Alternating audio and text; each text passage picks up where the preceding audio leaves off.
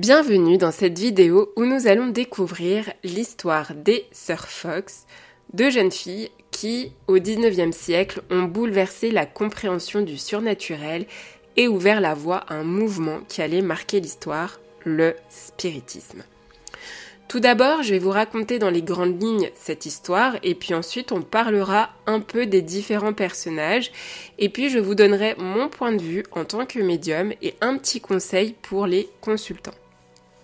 Alors, tout commence en 1848 dans une petite ville nommée Hydesville dans l'État de New York aux États-Unis. Une histoire de bruit étrange, de mystère et d'une communication avec l'au-delà allait rapidement faire le tour du monde, suscitant curiosité et controverse. Les Sœurs Fox. Alors nous avons Léa qui est née en 1814, qui est vraiment la plus âgée, Margaret née en 1836 et Kate née en 1833.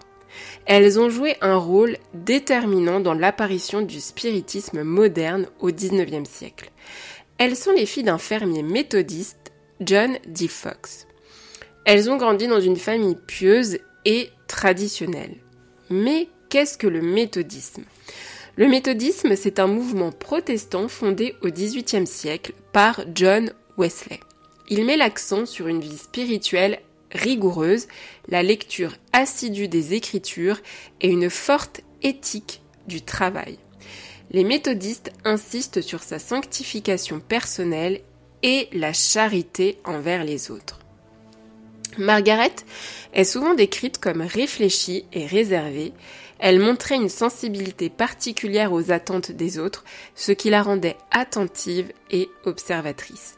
Kate, qui était plus jeune, était reconnue pour son esprit vif et son imagination débordante. Elle aimait divertir son entourage par des jeux et des histoires inventées.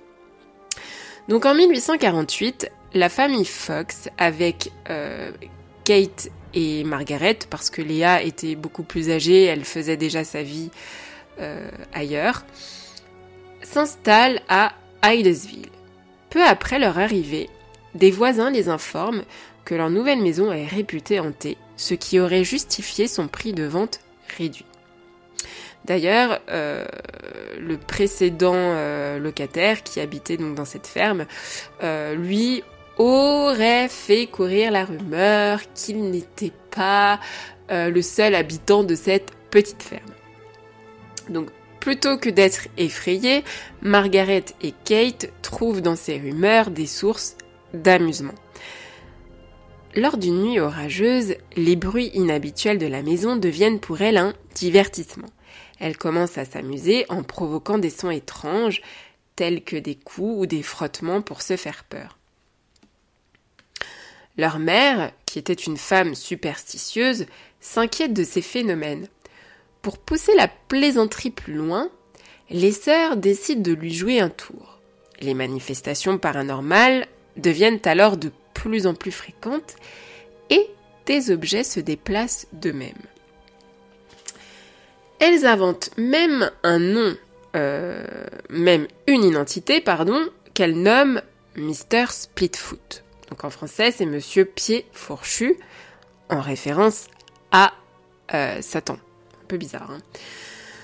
Leur mère, fascinée, commence à interagir avec cet esprit. Avec ses filles, elle établit un code de langage frappé qui s'appelle le rapping, qui encore aujourd'hui est connu de tous, le fameux « un coup pour oui, deux coups pour non ». C'était les réponses aux questions simples. Et pour les questions plus complexes, elle met au point un autre système où chaque lettre de l'alphabet correspond à un nombre de coups, par exemple, un coup pour la lettre A, deux coups pour la lettre B et trois coups pour la lettre C, etc. La nouvelle de ces événements se répand rapidement, attirant voisins et curieux. Les sœurs, appréciant cette attention, élaborent de nouvelles méthodes pour communiquer avec les esprits. Elles prétendent entrer en contact avec diverses entités, dont un certain Charles B. Rosmar, un colporteur qui avait eu 5 enfants, affirmant avoir été assassiné dans la maison quelques années auparavant et enterré dans la cave. Bien que des fouilles ultérieure ait révélé quelques ossements, l'authenticité de cette histoire reste douteuse. Mais cela a suffi pour commencer à rendre les sœurs célèbres dans tout le pays et attirant des personnes voulant vivre les mêmes expériences. Leur sœur aînée, Léa, qui était assez vénale, voyait ici une opportunité. Elle décide d'exploiter le talent de ses sœurs à des fins lucratives. Et ça marche. Elle organise des séances de spiritisme en grande pompe et organise plusieurs conférences dans tout le pays. En 1848, la famille déménage à Rochester et ouvre un cabinet de consultation spirituelle nommé Fox & Fish Spiritualist. Le succès est au rendez-vous et les séances de spiritisme deviennent très populaires, attirant un large public. Le 14 novembre 1849, les sœurs Fox tiennent leur première séance publique de spiritualisme, discipline qui connaît un essor fulgurant et se propage jusqu'en Europe sous le nom de spiritisme. Elles voyagent aux États-Unis, au Canada et au Royaume-Uni, rencontrant un succès considérable. Leur méthode simple, utilisant des tables pour communiquer avec les esprits, permet à un large public de s'initier au spiritisme. Les sœurs Fox, en particulier Kate, commencent à recevoir des offres lucratives pour des démonstrations privées. Kate voyage en Angleterre et rencontre Sir William Crookes, un physicien de renom et président de la Society for Psychical Research. Cette société se consacre à l'étude des phénomènes paranormaux et Crookes est fasciné par Kate. En sa présence, Kate produit des phénomènes acoustiques, lumineux et d'écriture directe qui sont rigoureusement étudiés. Les sœurs Fox sont désormais au cœur d'un véritable mouvement spirituel et la communication avec les morts devient un phénomène largement répandu, entraînant la création de cercles de médiums et d'organisations. Cependant, le 21 octobre 1888, à New York, Margaret confesse que toute l'affaire était une supercherie. Ma sœur Kitty et moi-même étions de très jeunes enfants lorsque cette horrible tromperie a commencé. Nous étions des enfants très espiègles et ne cherchions qu'à effrayer notre chère mère, qui était une bonne femme et facilement effrayée. Elle explique que les manifestations étaient produites par des techniques telles que le craquement des articulations des orteils. Cette révélation choque le public. Un grand nombre de personnes, lorsqu'elles entendent le rap, s'imaginent immédiatement que les esprits les touchent. C'est une illusion très courante. Des gens très riches sont venus me voir il y a quelques années quand j'habitais dans le 42e rue et j'ai fait quelques raps pour eux. J'ai fait frapper l'esprit sur la chaise et l'une des dames a crié « Je sens l'esprit me taper sur l'épaule !» Bien sûr, c'était de la pure imagination. Léa, dans la foulée, a dit que Maggie faisait tout ça uniquement pour chercher de l'attention et en dénonçant le spiritisme. Tout ça pour toucher une somme de $1 500, ce qui était quand même assez une grosse somme pour l'époque.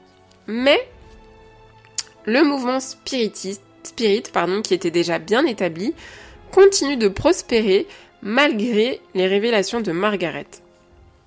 Un an plus tard, Margaret se trouve dans une situation financière et socialement très délicate. Elle décide de revenir sur ses aveux et peut-être probablement sous la pression de sa famille, on ne sait pas trop. À l'époque, j'avais grand besoin d'argent et des personnes ont profité de la situation. L'excitation aussi a bouleversé mon équilibre mental.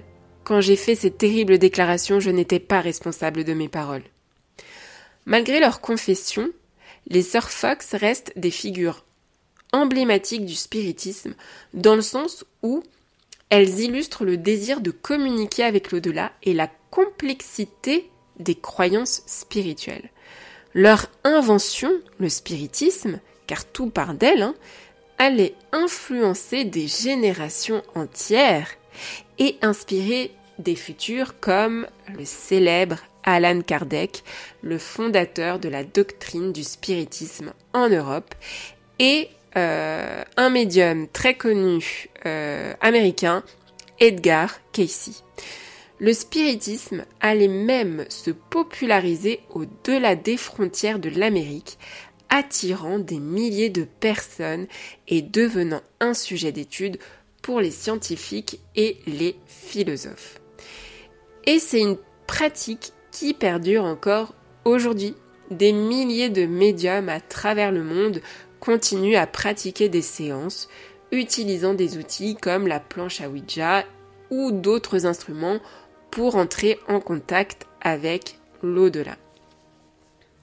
Leurs démonstrations ont ouvert la voie à une nouvelle manière de comprendre l'invisible et de connecter le monde des vivants à celui des morts. Ce phénomène allait se transformer en une véritable science pour certains et pour d'autres un moyen de s'échapper de la réalité quotidienne, de trouver des réponses aux questions existentielles ou tout simplement jouer avec l'inconnu.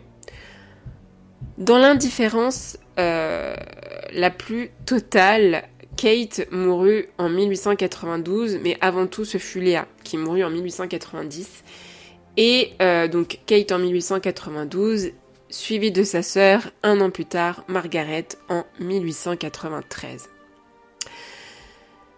Ainsi, l'histoire des sœurs Fox nous rappelle que même les plus grandes révélations de l'histoire peuvent naître d'un simple jeu. Ce qui a commencé par un bruit mystérieux dans une petite ferme est devenu l'une des plus grandes révolutions spirituelles de l'histoire.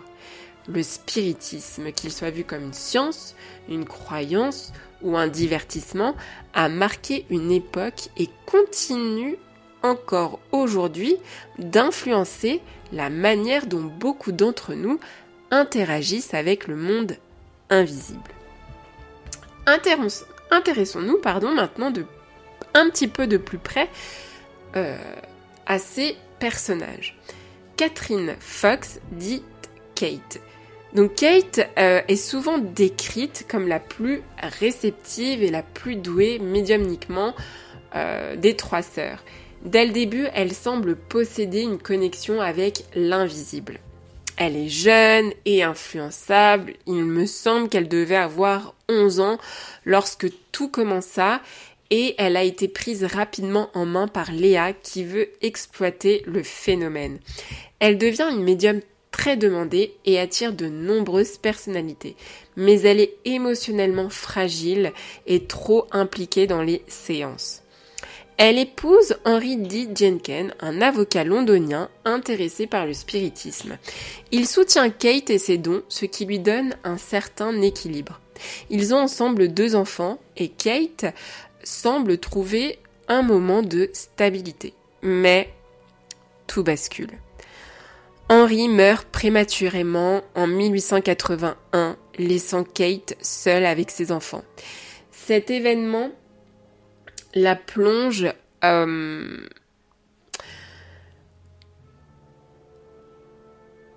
dans une profonde détresse et elle tombe dans l'alcoolisme. Son comportement devient de plus en plus instable, ce qui l'a conduit à perdre la garde de ses enfants.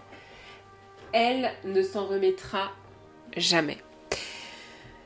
Et elle mourra seule et ruinée en 1892. Margaret Fox. Margaret est plus rationnelle que Kate, elle semble moins convaincue par la médiumnité, mais elle se laisse prendre au jeu sous l'influence de Léa. Elle suit Kate dans la pratique des séances spirites. Elle est comme sa sœur, sous la coupe de Léa, qui leur impose un rythme infernal. Margaret a été tiraillée entre l'envie de dire la vérité et la peur de perdre tout ce qu'elles avaient construit. Donc, est-ce que son aveu était-il un cri de désespoir ? Telle est la question. Elisha Kent Kane était un célèbre explorateur américain et il rencontre Margaret et tombe sous son charme. Mais il est farouchement opposé au spiritisme. Il tente de la convaincre que tout cela n'est qu'une illusion et exerce une forte influence sur elle.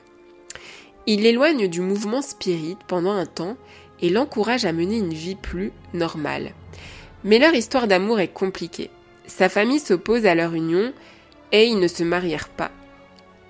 Kane meurt en 1857, laissant Margaret complètement dévastée. Après sa mort, elle sombre dans la dépression et commence à boire. Elle tente de renier le spiritisme, influencée par les doutes qu'elle avait semés en elle. Influencée par les doutes qu'il, donc son mari, avait semés en elle. C'est probablement cette culpabilité et cette hésitation qui la pousseront plus tard à avouer la supercherie en 1888.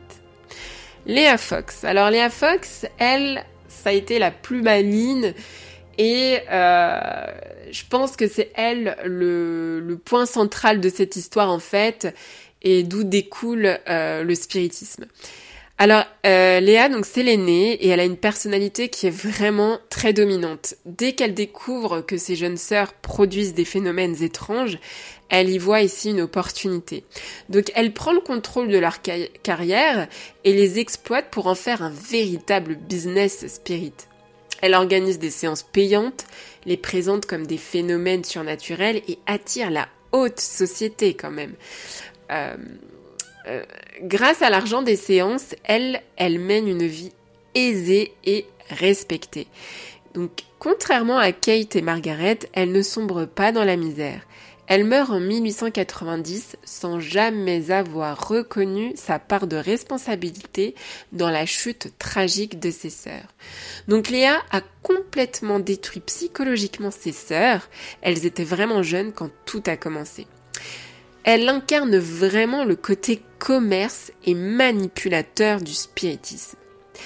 Avant d'exploiter le spiritisme, Léa épouse un homme nommé Fish, donc j'ai pas réussi à trouver son prénom. Et donc ce premier mariage ne fonctionne absolument pas et elle finit par le quitter alors qu'elle est encore jeune. Et donc un enfant naît de cette union. Et dans ce premier mariage, ça la rend indépendante et surtout déterminée. Elle comprend vite qu'elle doit se débrouiller seule, ce qui plus tard explique le côté pragmatique et manipulatrice. En 1858, elle épouse Daniel Underhill, un homme respectable et influent. Contrairement à son premier mariage, celui-ci lui apporte stabilité et reconnaissance sociale. Grâce à cette union, elle se détache progressivement du spiritisme et mène une vie plus confortable. Donc, voilà la fin de l'histoire. En tant que médium, l'histoire des sœurs Fox, je trouve, nous invite à plusieurs réflexions profondes sur la médiumnité, la perception du spirituel et la responsabilité qui l'accompagne. La frontière entre don authentique est mise en scène. L'aveu de Margaret en 1888, selon lesquels les phénomènes étaient truqués, suivi de sa rétractation, laisse quand même planer un doute. Est-ce qu'il y avait une part réelle de médiumnité au départ et puis après une exagération sous la pression sociale? Ou bien était-elle de simples illusionnistes dès le début? Donc en tant que médium, cela pose une question fondamentale. Comment distinguer le vrai du faux? Parce que la sincérité et l'intégrité doivent être au cœur de notre pratique. L'influence du regard extérieur sur le médium. Les sœurs Fox ont été projetées très jeunes sous les feux des projecteurs. Elles ont subi des pressions énormes, notamment de la part de Léa et du public qui voulait des résultats à chaque séance. Leur vie personnelle a été bouleversée, conduisant à des troubles psychologiques et à l'alcoolisme. Donc je dirais que la médiumnité doit être un chemin intérieur avant d'être une performance extérieure. Il est essentiel de poser des limites et d'accepter que le contact avec l'invisible ne fonctionne pas sur commande, et ça c'est une réalité. la place du scepticisme et des tests. Leur cas a été examiné par des scientifiques, des journalistes et des illusionnistes, ce qui a contribué à faire émerger une forme de rigueur dans l'étude des phénomènes paranormaux. Et c'est là que c'est dommage, car certains médiums authentiques peuvent être soit incompris ou accusés de supercherie. Et d'un autre côté, de fausses pratiques existent et peuvent décrédibiliser l'ensemble du domaine. Donc vraiment, tout ça pour dire que le discernement est clé. Un bon médium ne doit pas fuir le doute, mais l'intégrer à sa pratique pour mieux comprendre et affiner son canal. Et je pense que de toute façon, le doute, c'est quelque chose qui est vraiment très présent chez les médiums. Les médiums doutent en permanence. Le danger de la médiumnité sans ancrage. Margaret et Kate ont fini dans la solitude et la misère, épuisés par une vie passée entre pression et illusion. Leur cas illustre des pièges fréquents. L'ouverture au monde spirituel sans travail d'ancrage peut fragiliser le mental. L'absence de structure et de protection peut conduire à la perte de repères. Un médium doit cultiver un équilibre entre spiritualité et vie matérielle. L'ancrage, ce sont des pratiques corporelles, une hygiène de vie, discernement, etc. C'est vraiment essentiel pour éviter les dérives. L'héritage du spiritualisme. Malgré la controverse, les sœurs Fox ont changé la perception de la médiumnité et ont participé à l'essor du spiritualisme moderne. Leur histoire nous rappelle que la communication avec l'au-delà est un sujet qui fascine, mais qui doit être abordé avec humilité et prudence. La médiumnité ne doit pas être un spectacle ou un moyen de pression sociale, mais c'est une quête de vérité et d'évolution. La médiumnité, ça doit rester un outil de guidance et non un divertissement. Elle demande du respect envers les esprits, mais aussi envers les vivants. L'histoire des sœurs Fox est à la fois un avertissement et une source d'inspiration. Elle nous invite à pratiquer avec sincérité, à rester ancré et à garder un esprit critique. Être médium, c'est avant tout être au service d'une quête spirituelle et non répondre aux attentes d'un public avide de sensations. Pour les consultants et les adeptes des phénomènes spirites, l'histoire des sœurs Fox soulève plusieurs enseignements importants. Et là, je m'adresse à ceux qui s'intéressent au contact avec l'au-delà. Le discernement est essentiel. L'histoire des sœurs Fox montre que tout phénomène spirituel peut être manipulé ou amplifié sous certaines pressions. Certains médiums sont sincères et ont une connexion authentique. D'autres, par volonté de plaire ou sous la pression, peuvent tomber dans la complaisance ou la mise en scène involontaire. Ne jamais tout accepter sans questionner. Il est important de se demander quelle est l'intention du médium. Quelle est ma propre intuition face à ce qu'il est dit? Un bon consultant garde son libre arbitre et ne devient pas dépendant des révélations. Un médium n'est pas un magicien. L'erreur de nombreux adeptes est de considérer les médiums comme des oracles infaillibles, capables de délivrer des messages à la demande. L'histoire des sœurs Fox rappelle que les manifestations spirituelles sont subtiles et aléatoires. Attendre des résultats spectaculaires peut pousser certains médiums à forcer les choses ou à exagérer leurs capacités. Il faut savoir accueillir un message sans exigence excessive. La connexion avec l'invisible fonctionne avec le temps, l'énergie et la réceptivité mutuelle. Éviter la fascination aveugle. L'essor du spiritualisme avec les sœurs Fox a montré que certaines personnes deviennent dépendantes des messages de l'au-delà, cherchant sans cesse des signes, des réponses ou une validation extérieure. Cette dépendance peut empêcher de vivre pleinement dans le présent. Cela peut aussi fragiliser psychologiquement en donnant trop de pouvoir à des entités ou à un médium. La médiumnité doit être un outil, pas une béquille. Le but est d'avancer dans la vie, pas de rester bloqué dans l'attente d'un message ou d'un signe. Rester ancré et équilibré. L'histoire des sœurs Fox montre aussi que certaines personnes plongent trop profondément dans l'invisible et en perdent leur équilibre. Certaines pratiques spirites, mal encadrées, peuvent créer de la confusion mentale. Il est important d'avoir un ancrage solide, une vie équilibrée et des repères dans le monde matériel. Toujours garder un lien avec la réalité. Il est recommandé d'avoir un bon équilibre entre le spirituel et le matériel pour éviter les dérives. La spiritualité n'a pas besoin de spectacle. Le succès des sœurs Fox a montré comment la médiumnité peut devenir une attraction publique influencée par le regard des autres. Un message spirituel authentique est souvent simple et discret, pas forcément spectaculaire. Les consultants doivent éviter de chercher du sensationnel à tout prix. La véritable connexion spirituelle est souvent intérieure. Il vaut mieux privilégier des expériences personnelles profondes plutôt que de courir après des manifestations extérieures impressionnantes.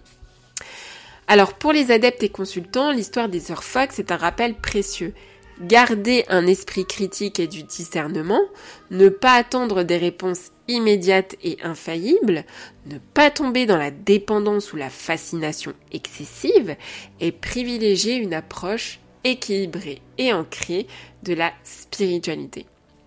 La médiumnité, c'est un chemin de découverte et d'ouverture, pas un divertissement ou un moyen d'échapper à la réalité. Voilà. C'est tout pour moi, je vous retrouverai certainement pour une prochaine vidéo et puis gardez votre discernement, vraiment. À très bientôt. Ciao.